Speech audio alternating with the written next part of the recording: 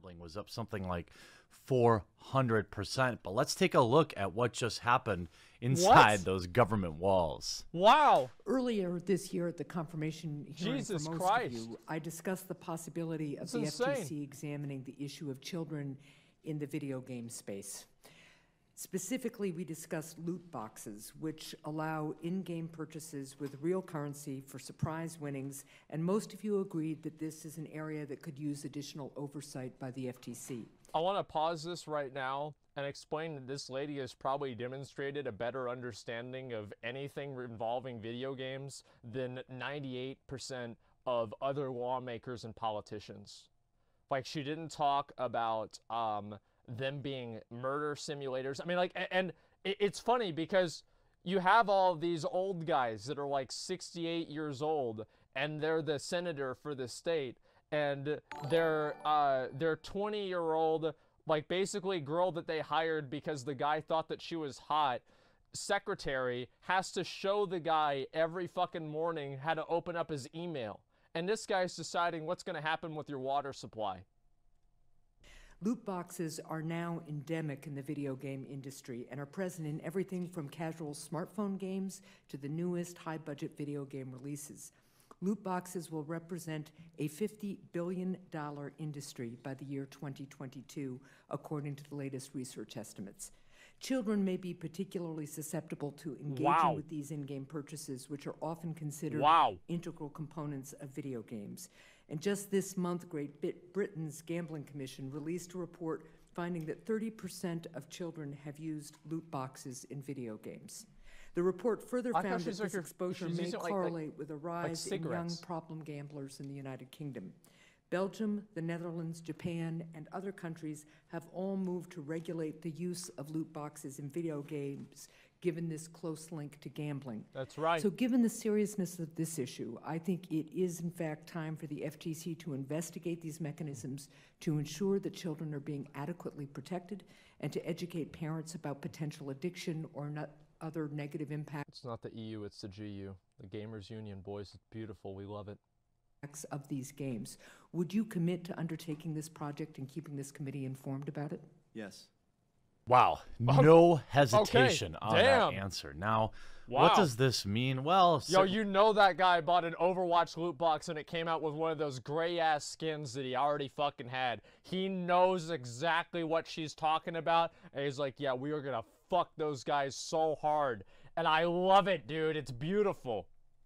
Nothing in the government moves very quickly, and given the way our Supreme Court is set up, I'm not entirely sure that they're going to be super inclined to want to impose regulations, but who really knows?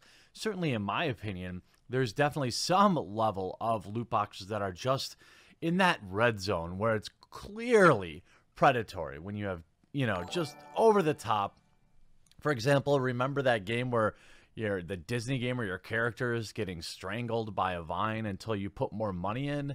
That, in my opinion, would be one of the easiest home runs to just remove from games in recent memory. Anyway, let's take a look at how people are covering this.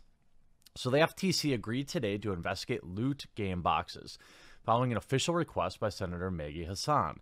In Congressional Oversight Committee hearing earlier today, FTC Chairman Joe Simmons affirmed Senator Hassan's request that loot boxes be investigated. The exchange took place in Senate Commerce Subcommittee hearing that was mainly focused on data privacy issues, but which ranged into other territories. She said, loot boxes are now endemic in the video game industry and present in everything from casual smartphone games to the newest high-budget releases, adding that loot boxes represent $50 billion industry by the year 2022, likely referring to the report earlier this month by Juniper Research. Game publishers often include loot games in their boxes, which offer in-game boosts and prizes, sometimes at a cost. The practice has flourished in recent years, particularly following enormous success in games like FIFA series, but has also been met with consumer resistance in the past year. In 2017, Electronic Arts had to retool Star Wars Battlefront 2 following accusations that the game was designed around extracting cash from players through loot crates. Well, duh. Hassan warned that children are particularly susceptible to loot boxes and that represent a close link to gambling. She pointed to moves in other countries, including Japan, Netherlands, and Belgium, to bring legislation to control the use of video game loot boxes. Last year, Representatives Chris Lee and Sean Quinlan held a news conference in Hawaii that assailed loot boxes for preying on children. And that was right around the Battlefront 2 time, if I remember correctly. So far It's away. time for the FTC to investigate, and now there's an update. The ESA sent us the following statement. Loot boxes are one way that players can enhance the experience that video games offer. Contrary to assertions, loot boxes are not gambling. They have no real-world value. Players always receive something that enhances their experience, and they are entirely optional to purchase. They can enhance the experience of those who choose to use them, but have no impact on those who do not. Wow. Well, I would argue that loot boxes absolutely have effect on people that choose not to use them. That's an absurd defense. Here, this is a great idea. You know what they should do? In order to make that statement true, here's what they should do. They should make loot boxes that you open, but every single time you open the box, there's nothing there. So you open up the box, nothing. It doesn't change anybody else's game experience.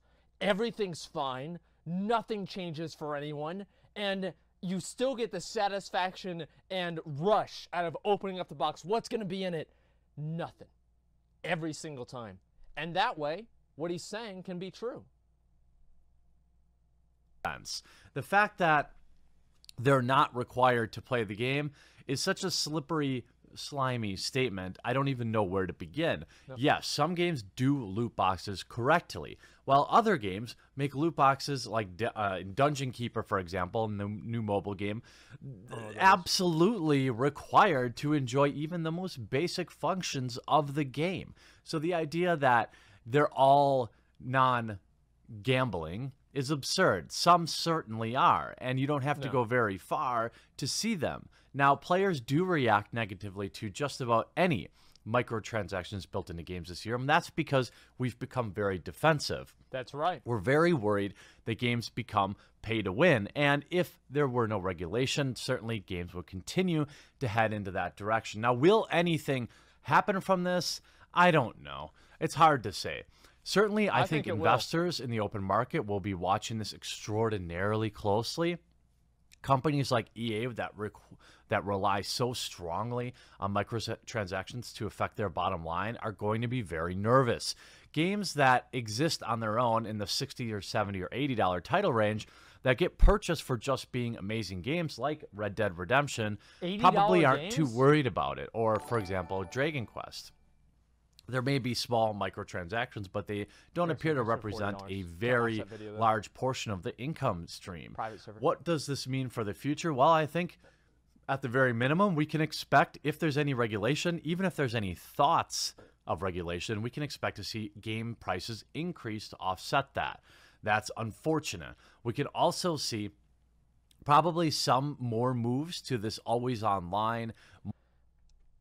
That's actually a really interesting point, what he's saying, and I think it's true. Would you rather pay more money for a game up front, right? Because I think most games nowadays are like $60. That's why it's like 80. Like, I don't know any game is $80, right? Would you rather pay $65 or $70 for a game and have no microtransactions? Yeah, absolutely. Okay, good. I feel the same way.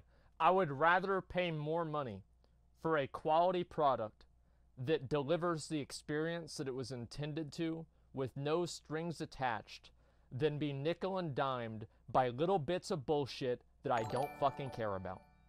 Yes, I do care. And that's what I would prefer. Monthly subscription to games becoming an issue. The season passes coming back.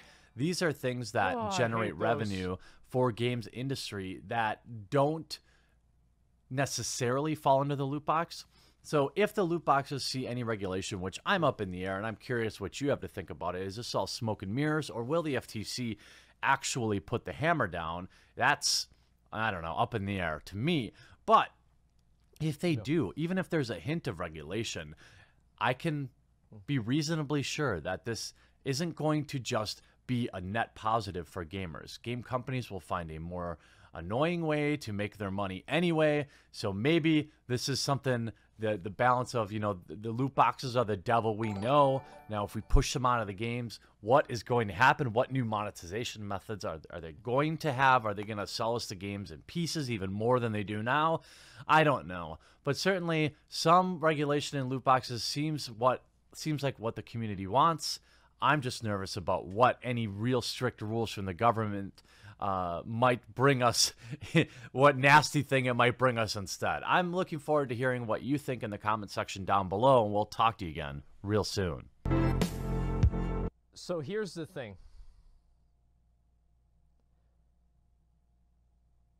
How are the game journalists going to spin this as sexism?